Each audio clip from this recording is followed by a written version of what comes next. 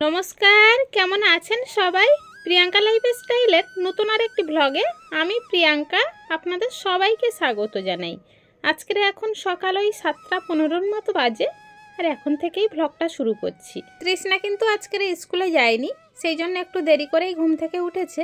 আমার ওদিকে বাসি কাজগুলো সারা হয়ে গিয়েছে, আর ও ঘুম থেকে উঠে মুখ ধুয়ে গোপালের খাওয়া দিয়ে দিয়েছে। এখন ওকে টিফিন দিয়ে দিচ্ছি। টিফিন বলতে এত সকালে ও আর কিছু খাবে না, আর আমার রান্নাও তো হয়নি, ভাতও এখনও বসাতে পারিনি। তাই ওকে বললাম যে পাস্তা খাবি কি না, সেটাও ও খাবে না। সেই জন্যই গতকালকের একটা রুটি ছিল, সেই রুটি দিয়ে আনারসের একটু জ্যাম দিয়ে দিলাম। তৃষ্ণার বাবা দুটো জ্যাম এনেছিল, একটা 5 মিশালি ফলের আর একটা আনারসের। 5 মিশালি ফলেরটা শেষ হয়ে গিয়েছে, আর আনারসেরটা প্রথম আজকে ভাঙলাম।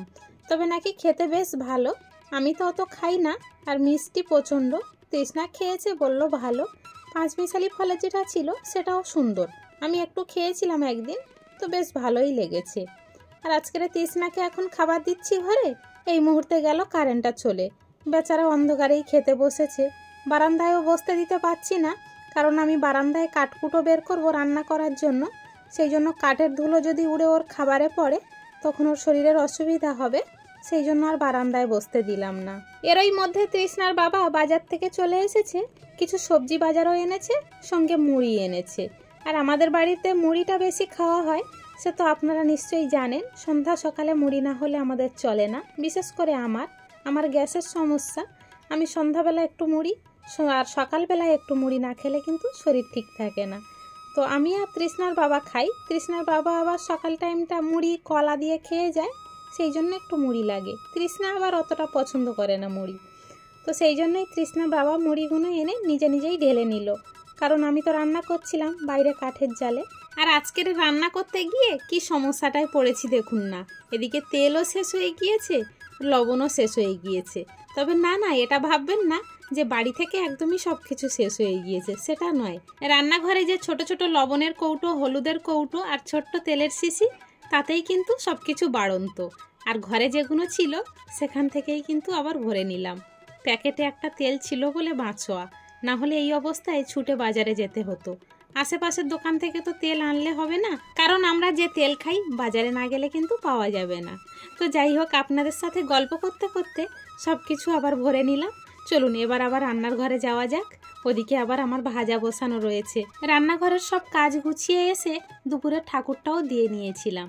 আর এখন তৃষ্ণাকে বলেছি ঠাকুরের ভোগটা তুলে একটু ঠাকুরঘরটা গুছিয়ে নাও। তাই তৃষ্ণা রানী চলে এসেছে এখন ঠাকুরের ভোগ তুলতে, আর আমি একটু ক্যামেরাটা ধরেছিলাম। তৃষ্ণা আমার কত সুন্দর করে ভোগ তোলে দেখুন, জল শঙ্খ দিয়ে ঘুরিয়ে জলটা আবার ফেলে দেয়।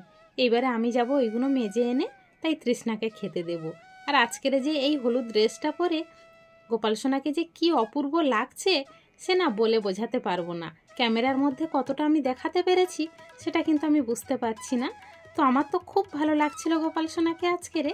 তো প্রতিদিনই ভালো লাগে, আজকেরে যেন আমার গোপাল সোনাকে আরও বেশি সুন্দর লাগছে। তো আপনাদের সঙ্গে গল্প করতে করতে আমার এদিকে ঠাকুর ঘরের কাজ প্রায় গুছানো হয়ে গিয়েছে। ঠাকুর ঘরের থালা বাসনগুলো সব ধুয়ে মুছে গুছিয়ে রেখে এখন দুপুরের খাবার দিতে চলে এসেছি। এই মাছ ভাজা নিয়ে বসেছি বলে ভাববেন না যে মাছ ভাজা দিয়ে ভাত খাবো। মাছ ভাজাগুলো এক্সট্রা রয়ে গিয়েছে। আজকের পার্সে মাছ এনেছিল, কিছুটা ভাজা রয়েছে গতকালকের জন্য, আর কিছুটা করেছি পেঁপে আলু দিয়ে ঝোল আর কুদলি ফল ভাজা। তবে তৃষ্ণা আমার কুদরি ফল খেতে ভালোবাসে না, কিন্তু হলে কি হবে, কুদরি ফলটা তো খেতেই হবে, কারণ কুদরি ফলটা হচ্ছে আমাদের গাছের ফল আর বিনা সারের জিনিস। তাই ওকে জোর করে একটু খাওয়ানোর চেষ্টা করি। প্রত্যেকটা বাড়ির বাচ্চার মতো আমার তৃষ্ণাও কিন্তু আলুটাই বেশি পছন্দ করে। আজকের যেই পেঁপে আলু দিয়ে ঝোল করেছি মাছে, পেঁপেটা কিন্তু খেতে চাইবে না। কিন্তু ও খেতে চাইবে না বলে আমি কিন্তু শুনবো না। আলু বলে ভাতের মধ্যে টিপে ভাতটাই মেখে দেব, ও বুঝতেই পারবে না। আর কুদরি ফলগুলো ওর বাবার ভয় দেখিয়েই খাওয়াবো। এখন বাজে সন্ধ্যা 7:30। চলে এসেছি টিফিন খাবে তৃষ্ণা, তার ব্যবস্থা করতে। তো টিফিনের মধ্যে কেক বিস্কিট ছাড়া বাড়িতে আর কিছু নেই, তো তাই খাবে। কিন্তু ও আজকের নতুন একটা বিস্কিট খাবে। ওর বাবা খায় সুগার ফ্রি বিস্কিট, এটাও সুগার ফ্রি বিস্কিট, কিন্তু এটা মিষ্টিযুক্ত সুগার ফ্রি। কিন্তু এই বিস্কিটটার উপরে চিনি ছড়ানো, তো খেতে ভারী সুন্দর, কিন্তু তৃষ্ণার বাবাকে খেতে দেওয়া যাবে না। চলুন তাহলে আজকের এই বিস্কিট গুছাতে গুছাতে ব্লগটা এখানেই শেষ করছি। দেখা হচ্ছে খুব শীঘ্রই নতুন আর একটি ব্লগের সাথে। ততক্ষণ পর্যন্ত সবাই ভালো থাকবেন, সুস্থ থাকবেন, সাবধানে থাকবেন। আর ব্লগটি কেমন হলো অবশ্যই কমেন্টে জানাতে ভুলবেন না কিন্তু। সবাই ভালো থাকবেন, সুস্থ থাকবেন, সাবধানে থাকবেন।